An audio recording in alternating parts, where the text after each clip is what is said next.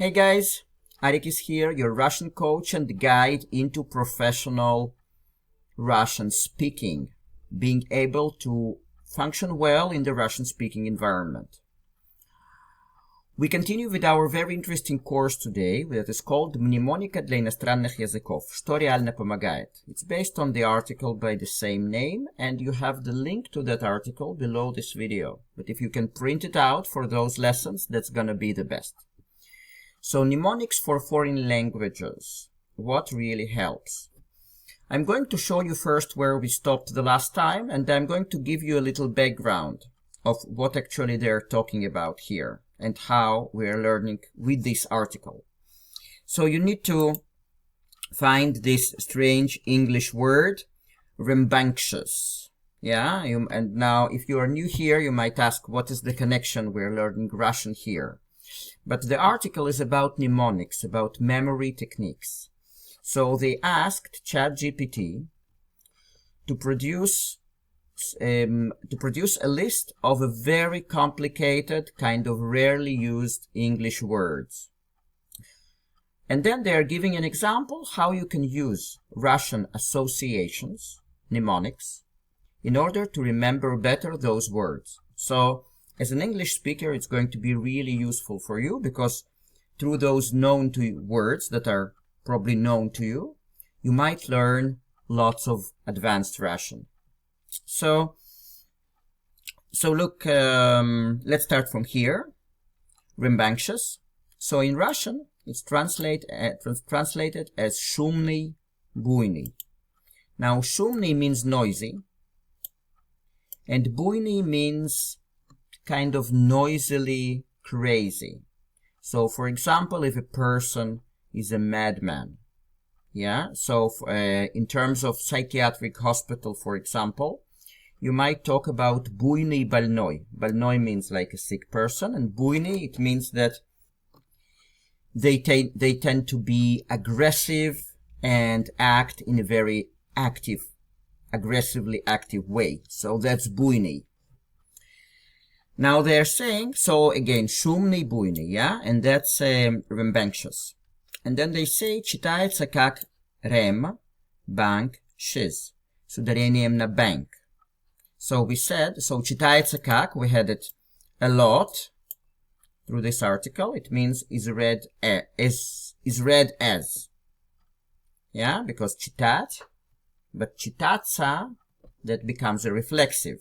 It means is read as, rambunctious, с ударением, with the emphasis, ударение means emphasis, на банк. Ассоциация. Какой-то шизоид решил пойти в банк. So what kind of a mnemonic association do they offer to remember better this word rambunctious? Какой-то шизоид решил пойти в банк. So какой-то means some. Schizoid. Actually, schizoid is a very introverted, very closed person. But in slang, we could compare it to the English weirdo, like a weird person, weirdo. So some weirdo, решил, decided, and пойти в банк, that's an expression. You can write it down. Пойти в банк means to play hard. To play hard means to play with everything that you have. Whether you win everything or you lose everything. That's пойти в банк. So, какой-то шизоид решил пойти в банк. Now, why do they offer this kind of an association? Because rambunctious, shes, resembles schizoid, a weirdo, and bank is в банк. So that's the story. Какой-то, so some weirdo decided to go for broke, yeah? Образ. Придумайте сами или возьмите из жизни. So придумайте means make up. Придумать, to make something up. And so придумайте сами, that's an imperative. Make up yourself. Или возьмите из жизни. Or take from life. Yeah, so in the previous words, they gave us different images, but here they just say make it yourself. And then they're saying, теперь, когда мы все это выучили, осталась самая малость, не забыть. Let's go over the vocabulary of this sentence. Теперь means now. Когда мы все это выучили, when we learned all that. So это, basically, все это means all that. So when we, all that, learned, выучили. Осталась самая малость. Осталась means remained. And самая малость is an expression. You can underline it in your printed materials. It means a little detail. So there remained a little detail. Не забыть, not to forget. So again, how does it all work together? Теперь, когда мы все это выучили, осталась только одна малость, не забыть. Now that we... Теперь it's like now that. Now that we have learned all that, there remains a little detail, a tiny detail, самая малость. Не забыть, not to forget. And then the next title is Как не забывать иностранные слова? How not to forget foreign words. How not to forget foreign words. Вы будете смеяться, как та ведьма из преисподней. Однако не забыть нам помогут все те же мнемотехники. So, let's go over the vocabulary. Ведьма means a witch. And they refer to one of the associations, to one of the words from the previous lessons. You might remember, if you attended previous lessons, there was ведьма из преисподней. We said that ведьма was a witch, and преисподней comes from преисподняя, which means a hell, the hell. So ведьма из преисподней would mean the witch from the hell. Однако in this context means but. Все те же, please underline it as the whole expression. It means the same. Все те же, the same. So now look how it all works together. Вы будете смеяться, как та ведьма из преисподней, однако не забыть нам помогут все те же мнемотехники. Вы будете смеяться, you will be laughing. Как та ведьма. Та means that, as that witch from the hell. Однако, but, не забыть, not to forget, нам помогут, to us will help. Все те же мнемотехники, the same mnemotechniques. So that was not in the proper English.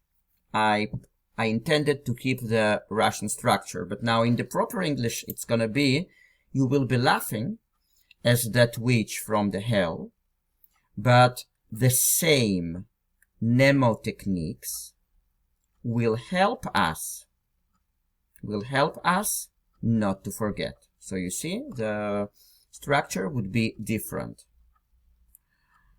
Можно встретить массу советов, как улучшить память при изучении языка. So, массу советов, a mass, like a big amount. Массу comes from massa, and that's a massive amount of. You can write it above the word, underline, a massive amount of. Советов comes from советы, pieces of advice. Улучшить, to improve. While. While. So, при изучении языка would mean while learning a language. So now see how this sentence works. Можно встретить массу советов. Как улучшить память при изучении языка. It is possible to meet or to encounter, right? Встретить. A massive amount of pieces of advice. How to improve memory while learning a language. You see how it all works together, how it all combines? It's really cool.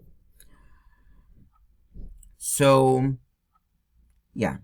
So, and they continue. Например, практиковать интервальное повторение. Метод запоминания, при котором информацию повторяют через увеличивающиеся промежутки времени, чтобы перевести выученное из кратковременной памяти в долговременную. So that's a long sentence. Let's go over the vocabulary. Практиковать means practice. Интервальное повторение. So that would be, повторение means repetition. So the interval repetition.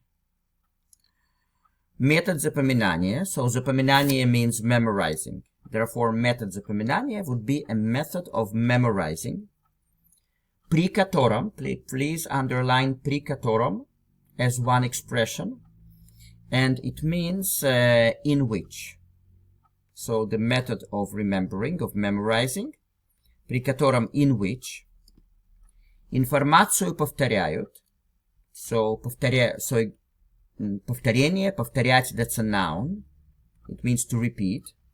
So при котором информацию повторяют would mean in which they repeat the information. Just notice that it doesn't say the information is repeated. It's not passive. Информацию повторяют, they mean люди повторяют. Like they repeat the information, but there is no they here. Через увеличивающиеся промежутки времени. So через means through or in or through. Увеличивающиеся increasing. Промежутки времени. You can write it. Actually, you can write it separately because промежутки comes from промежуток, which is a gap. Might mean gap in time or gap in space as well.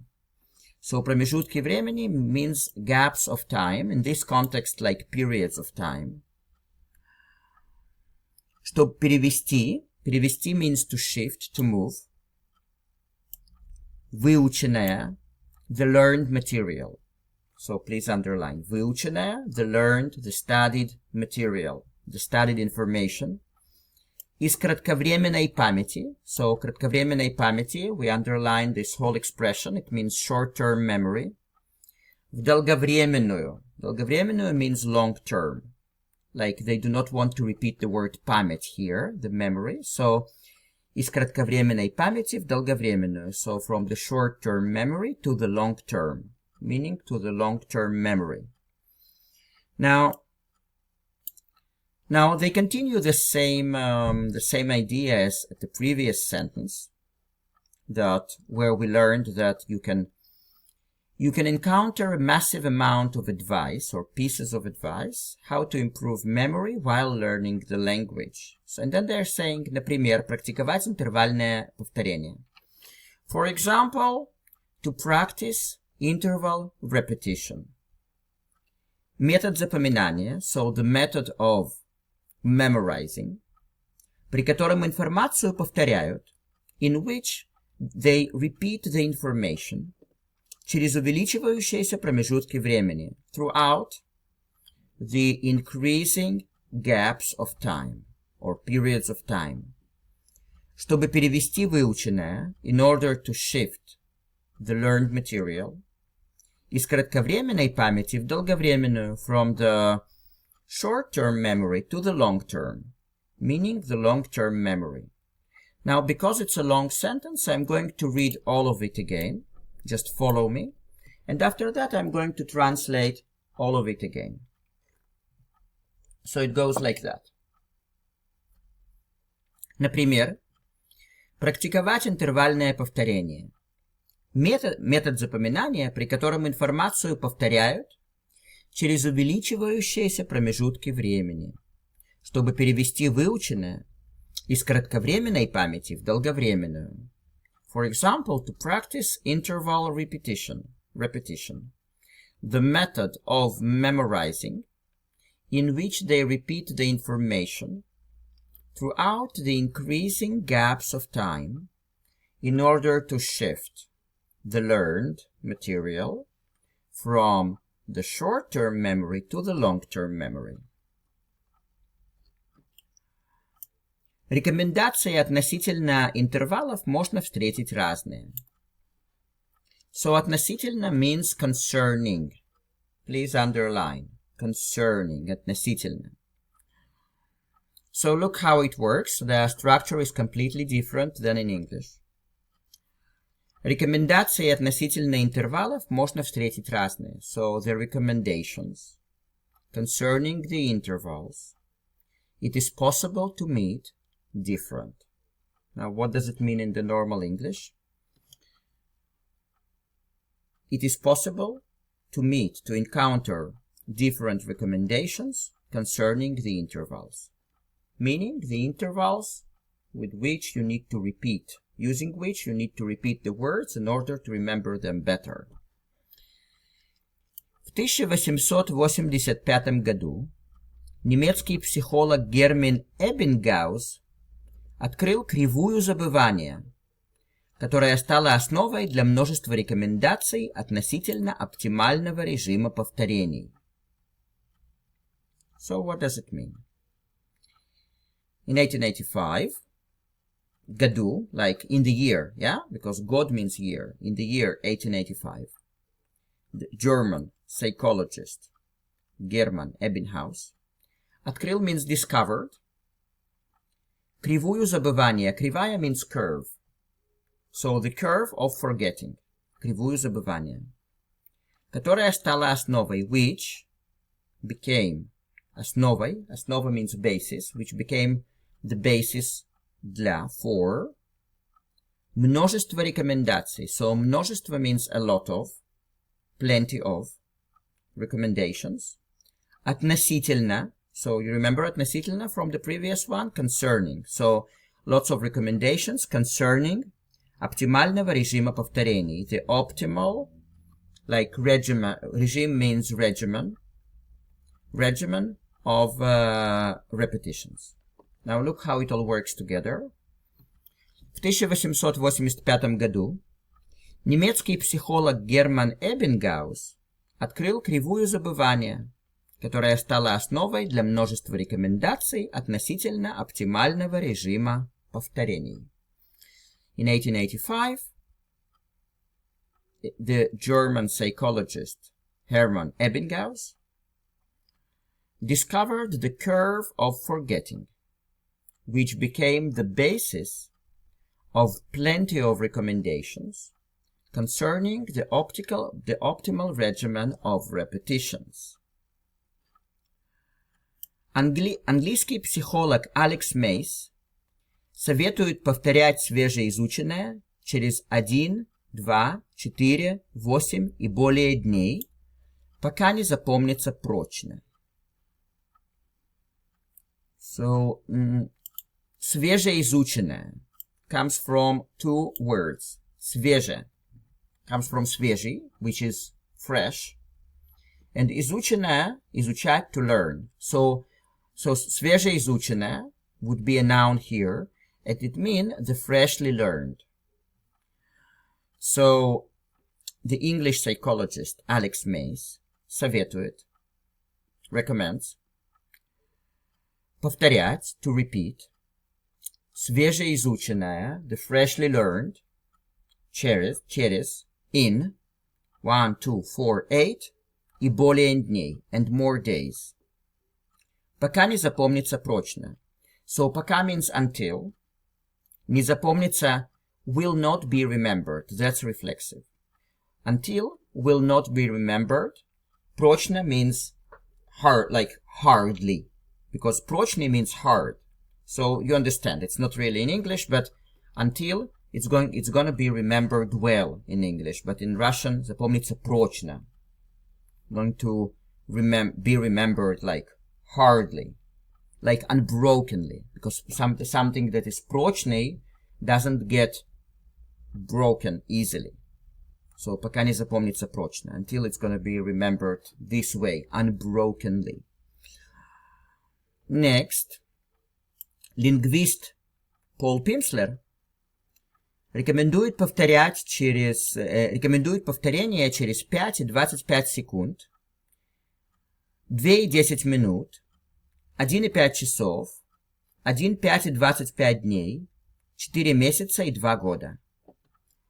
So the linguist Paul Pimsleur recommends повторение, just notice that's plural, repetitions, через 5 и 25 секунд, so in 5 and 25 seconds, 2:10 минут, 2 in 10 minutes. 1,5 часов, 1 in 5 hours. 1,5 и 25 дней, 1, 5 and 25 days. 4 месяца, 4 months. И 2 года, and 2 years. В отечественной педагогике можно встретить схему повторения в режиме сразу после, затем через 20-30 минут, 1 день, 2-3 недели и 2-3 месяца. So, в отечественной педагогике, в отечественная, it means Russian, because it comes from отечество, which is the fatherland. But when they use the word отечественный in the Russian context, it means related to Russia. For example, Великая Отечественная война, the Great War, like the Second World War, but in Russian, that's the Great War, or the Great Fatherland War. Yeah? So в отечественной педагогике, we'll translate that in the Russian pedagogy.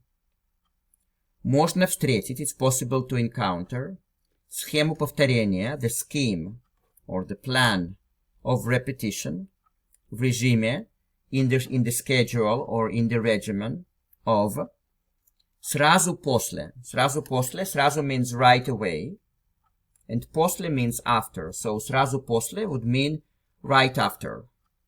Сразу после. You can underline as an expression, right after. Затем means then. So затем через 20-30 минут means then, after 20-30 minutes. 1 day, 1 день. 2-3 недели, 2-3 weeks. И 2-3 месяца, in 2-3 months. Так или иначе, с использованием мнемоники дело пойдет веселее. So that's going to be our last sentence for today. Please underline так или иначе. That's a whole expression, and it means in any case. And с использованием, использование means using, or usage, or use. So с использованием, it means with the use of. Дело пойдет, please underline this as one expression. Дело пойдет means the things will flow. The things will flow, and obviously you need an adverb. Yeah, you need an adverb here, like how. For example, дело пойдет хорошо. Things will flow well, will go well. But in this case, веселее means more. Веселее basically means more. In this case, more interestingly. In other cases, that would be more funny. But here, that would be more like lively, more interestingly. So they're saying, так или иначе, с использованием мнемоники, дело пойдет веселее. In any case, with the use of mnemonics, things will flow more, in a more interesting way. Okay guys, so now, towards the end of the lesson, I'm going to read this whole part that we have learned today. You just follow me. You will just get the reading in slow Russian. And then I will also put the link just to that final reading. So you will be able to repeat it again and again and again, and just listen and learn how to comprehend spoken Russian. Because that's advanced Russian for you. That's Russian that is aimed at Russian native speakers. And you are getting it. You're getting there. So let's start. Rambunctious. Шумный, буйный. Читается как рем, банк, шиз. С ударением на банк. Ассоциация.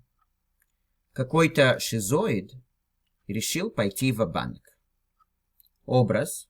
Придумайте сами или возьмите из жизни. Теперь, когда мы все это выучили, осталась самая малость – не забыть. Как не забывать иностранные слова? Вы будете смеяться, как та ведьма из преисподней. Однако не забыть нам помогут все те же мнемотехники. Можно встретить массу советов, как улучшить память при изучении языка.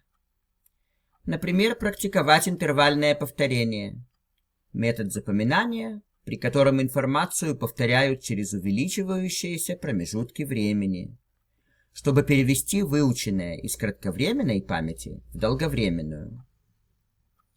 Рекомендации относительно интервалов можно встретить разные. В 1885 году немецкий психолог Герман Эббингаус открыл кривую забывания, которая стала основой для множества рекомендаций относительно оптимального режима повторений.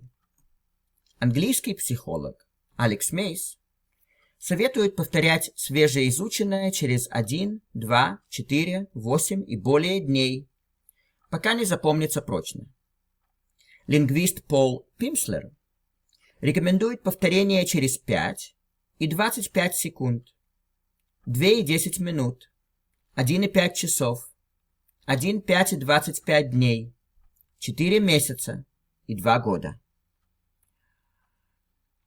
В отечественной педагогике можно встретить схему повторения в режиме сразу после, затем через 20-30 минут, 1 день, 2-3 недели и 2-3 месяца.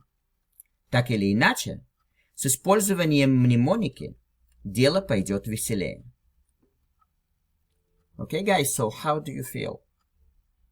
You see, your Russian is improving from one lesson to another. So please try to attend those lessons. Do not skip them. If you skipped some of them, just complete it at your free time, and you will see that your Russian is improving. And I would like to meet you personally, actually. I'm doing one first meeting for free anyway, regardless whether you continue later on for your paid private lessons or not. I will be able to measure your current Russian level. We'll talk about your Russian goals. And from my experience, I have many years experience of teaching languages, different languages.